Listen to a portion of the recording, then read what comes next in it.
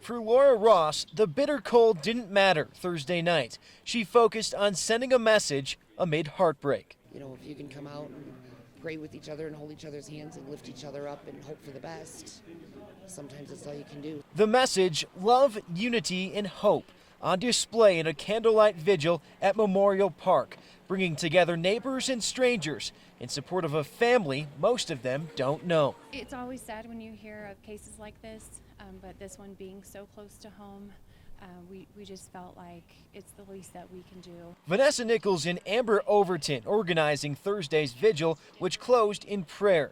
They say they're trying to keep spirits high with Cheryl Barrett, Kelsey's mother, in attendance. Out there in the rocky terrain, we saw just how volatile conditions can be.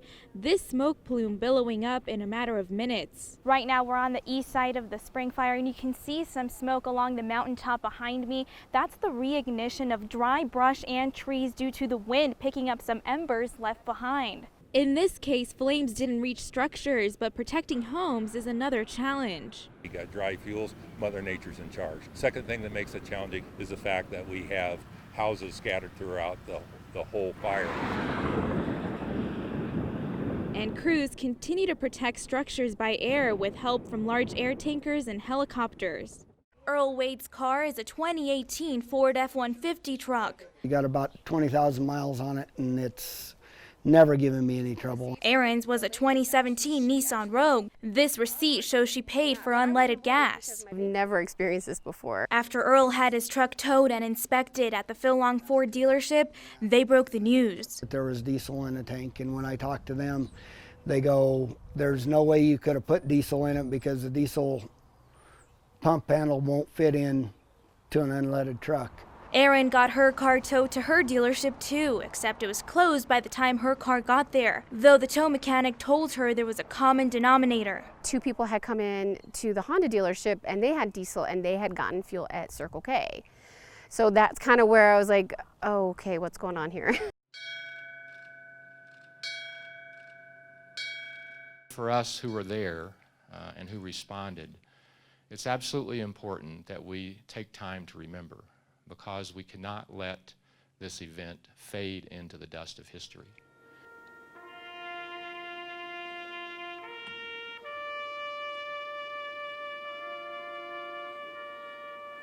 My dad is in the U.S. Air Force Reserves, and he was called in that day, and I wasn't sure when he would come home. My father was a volunteer firefighter, my uncle was a volunteer firefighter, and it really means a lot to me whenever I know that I'm serving in a military that remembers those men and women that lost their lives in 9/11 attacks.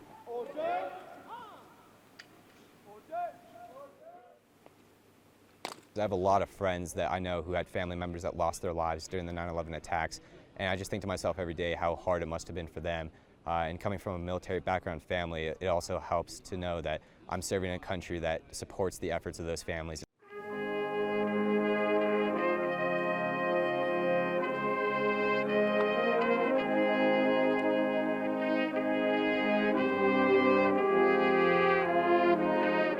Even though we were so young when it happened, it's not an excuse for us to forget about it. It's not an excuse to say that we shouldn't remember it. We should always remember lives that were lost in those tragic events and remember those lives that were given during those tragic events. It's very important for them to know their heritage and what we're fighting for.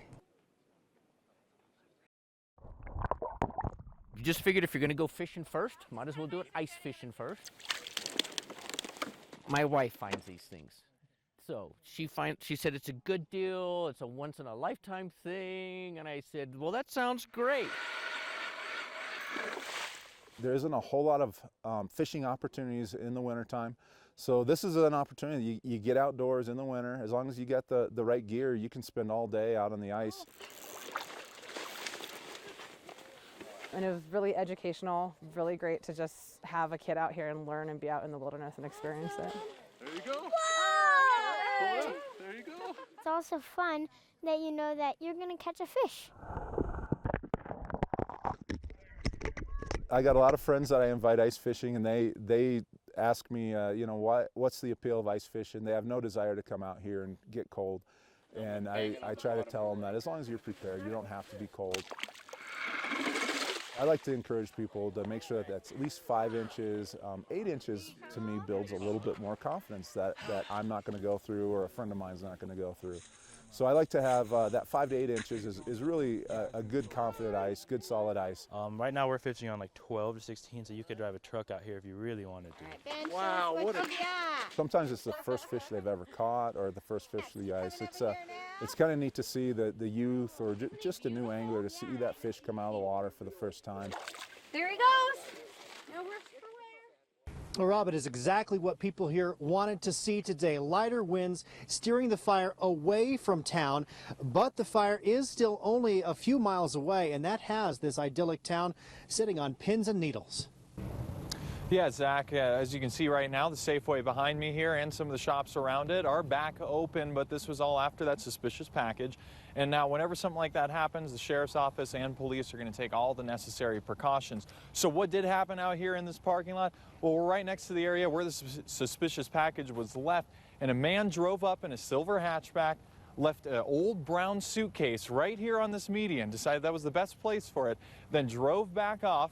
A customer of Safeway ended up seeing that package, ended up telling an employee. The employee called the sheriff's office. The sheriff's office had to come out here and close this area down, and it led to quite the attraction in Falcon on a Sunday afternoon.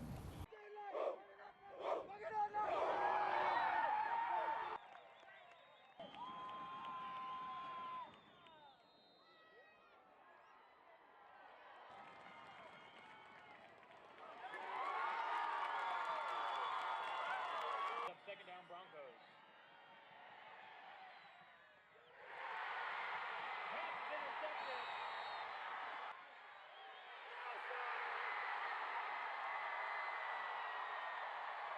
With the tackle.